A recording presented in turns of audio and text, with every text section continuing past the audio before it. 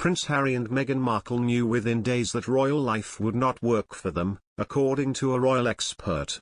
Meghan Markle and Prince Harry were quick to realize the expectations the palace had for them would not work for them within days of taking on their new roles as a married couple. Staff inside Kensington Palace were unhappy and allegedly began briefing journalists that all was not well.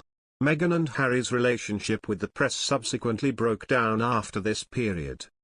Presenter Amol Rajan spoke to royal experts Johnny Diamond and Camilla Tominey on the BBC documentary The Princes and the Press. Mr. Rajan asked, as a reporter, when did you first get the sense that things weren't quite as happy as they were in their wedding day? Mr. Diamond claimed, within days really. There were stories coming out about how Meghan behaved towards staff. Ms. Tominey added, we were getting briefings that all was not well, with the relationship between William and Harry, Meghan and Kate and the relationship between Harry and Meghan and the royal household. Mr. Rajan added, something weird started happening around about now.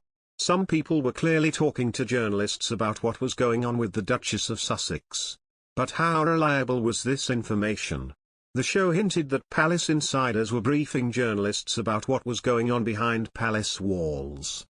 In an unprecedented move, the royal family gave a statement given to the BBC, which was shown at the end of the programme.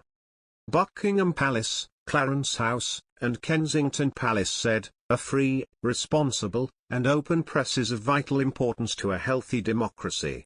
However, too often it is overblown and unfounded claims from unnamed sources that are presented as facts, and it is disappointing when anyone, including the BBC, gives them credibility.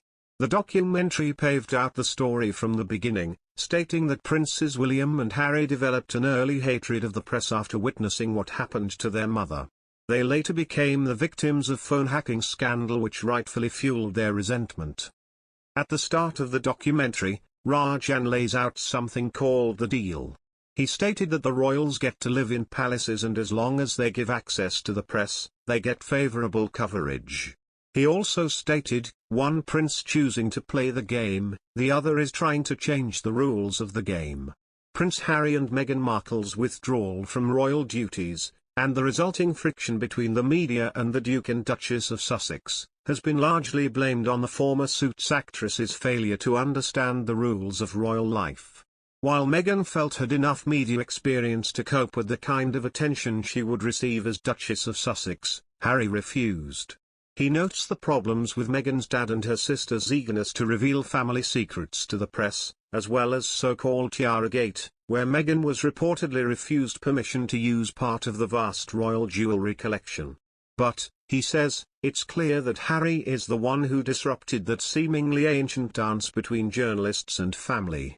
Harry's reluctance to expose his wife to the kind of public attention that contributed to the death of his mother, Princess Diana, he says, goes some way to explaining his refusal to take part in the game that royals and the media have played for generations. Harry knows what's expected of a royal, Carter says, and yet he chose to ignore those unspoken rules of engagement. While Meghan, as an outsider, can be forgiven for not immediately grasping what's required, he adds, Harry has known what was required all his life.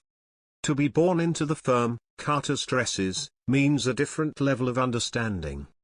The deal between the royal family and the media may be unspoken, Carter says, but it's necessary. Break it, and you break the monarchy, he warns.